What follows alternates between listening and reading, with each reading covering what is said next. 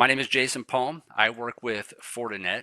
I myself am a security operations specialist, and I've been with Fortinet for 4 years.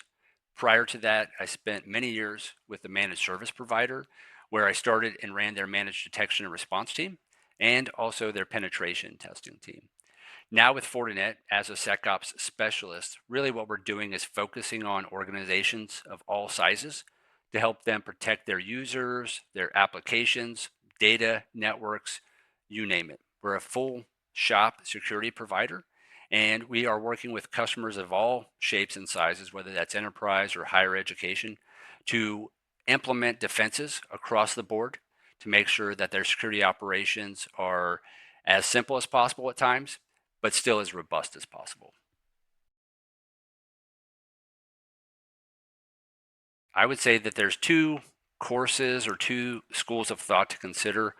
One is the fact that colleges, universities are adopting AI really across the board, right? Whether that's for teaching, research, day-to-day operations, things like student services, and of course, productivity. So this does create questions around things like data governance, access control, privacy, acceptable use, and how some of the sensitive information, that institutional knowledge or research data is handled. So on that front, I would say that higher education needs to consider these things and wrap policies around those things. The other side of the coin is what attackers are doing, and it's really the crux of what we're discussing at Fortinet these days. So obviously, attackers are also using AI. And then our global threat report, for example, highlights how AI-enabled offensive tools are being used to do things like accelerate reconnaissance, credential abuse, brute force attacks, phishing, malicious content. It really runs the gamut. Really, AI isn't creating new categories of exposure, I would say, but it's compressing the timeline required for attackers to find, validate, and then exploit some of those existing exposures. This then becomes an immediate issue for higher education just due to the nature of those environments. I talk a lot about the fact that education is really like enterprise environments. They're very large. They consist of a very diverse user base. We're talking about students, faculty, staff, of course, but then you also consider contractors, researchers, even alumni, and then you add in things like third-party partners, right? So all of these groups are interacting with institutional systems. They themselves then become ripe targets for very convincing social engineering, things like phishing, credential attacks. So this understanding then also leads to a discussion around identity. For example, our FortiRecon service observed 4.6 billion Stealer logs that were traded or shared on the dark web. So identity compromise remains a major attack vector. For example, I often speak about my previous past as a penetration tester just a few years ago. The vast majority of the wins that we had were through credential compromises. At that time, we were doing a lot of scripting. We were automating a good amount of the process. Now, with all of the AI amplified attacks, what we're seeing is really just that rapid increase of the ability to exploit things like trust, taking over accounts, sessions, permissions, of course, email, collaboration platforms, and cloud access. So I would say that the big takeaway on that front is the fact that attackers aren't necessarily smarter. They're not necessarily doing new things, but AI is making them a lot faster.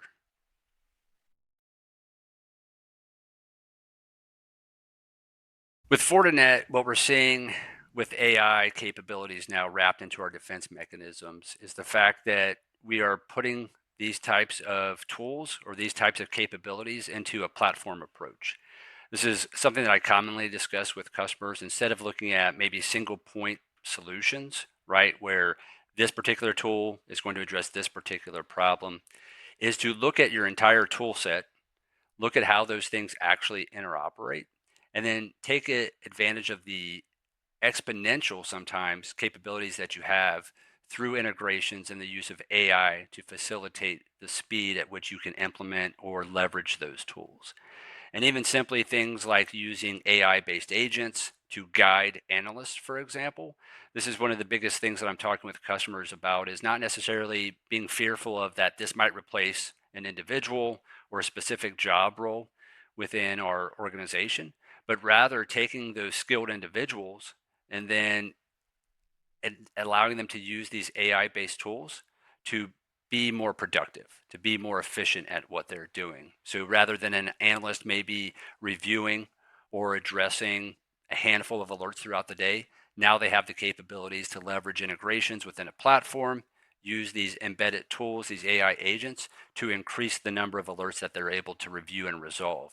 And then, of course, there is the capability to automate a lot of that workload, right? So even from a security operations perspective, if we're talking about someone that's in the role of an analyst, they might be doing a lot of tier one or level one alert review and triage, which in a lot of cases is rather mundane. And these are the type of things that often lead to burnout. So one of the biggest benefits that I would say that we're seeing is the ability to actually automate those, to take over the roles of those L1 operations, but then free up your workforce, those analysts, to actually do more rewarding types of activities, right? Things that could even be proactive, things like threat hunting across your environment.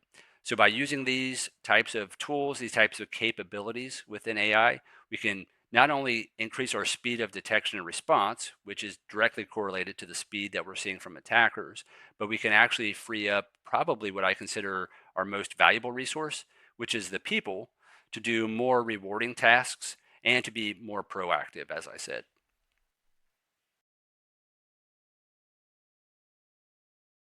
I typically will boil this down to maybe 6 items that you could create a checklist around and put those in some kind of prioritization order. The first one is just to know your exposure.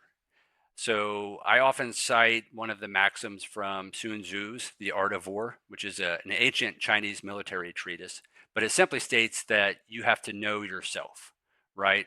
So I find that a lot of institutions, whether that's higher education or even enterprise institutions, because of the complexity, they simply cannot protect what they don't know is exposed. So that becomes the biggest thing, is to know your exposure.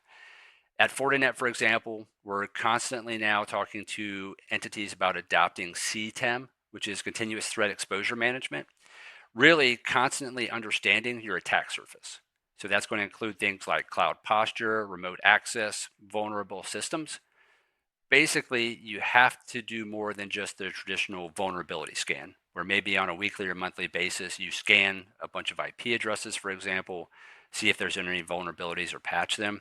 Now you should be adopting some kind of continuous ongoing cycle to assess your attack surface and then address any exposures that you have in real time. The second one that I would put on that list is to harden identity. I mentioned this before when talking about the increase in credential-based attacks that we're seeing. So I'm typically telling colleges, for example, that you should assume that your credentials from your user base or from your systems are already being targeted. They're probably already stolen and they could be reused. And they're probably even being traded on the dark web, for example. Things like strong multi-factor authentication become a priority.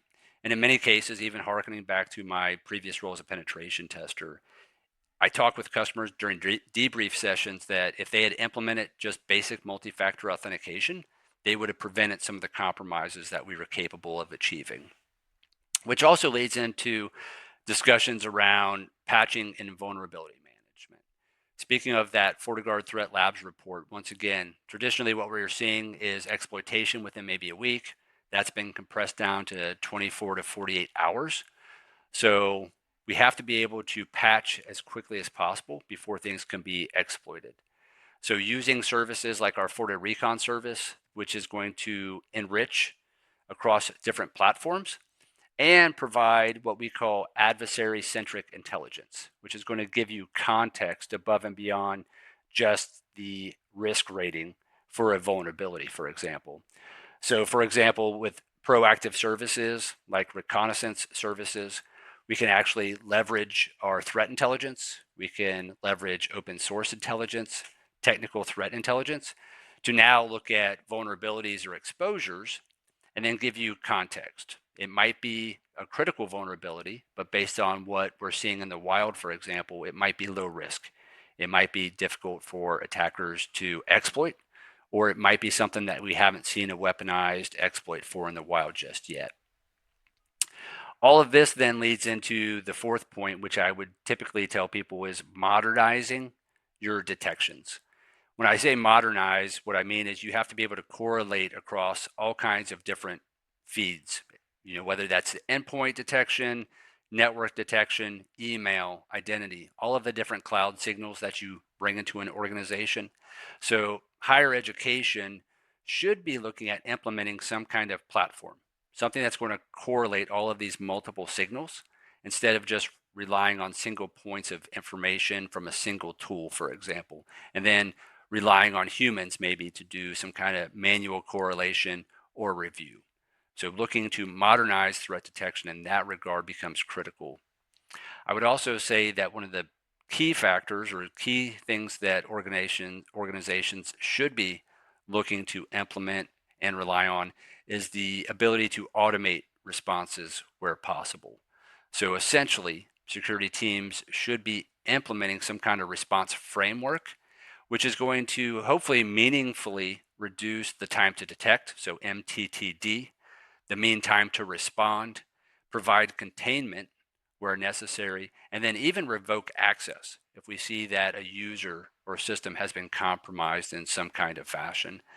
And then finally, what I'm talking about with all of my customers, especially with higher education, is that you should prepare for some kind of impact event. A lot of institutions that I speak with don't even have things like an incident response plan that they've tested. They don't conduct tabletop exercises. They have flat networks. They lack resilient backups. And unfortunately, they have no clear decision-making process when an event occurs. So I highly recommend that organizations have some kind of incident response retainer at the ready.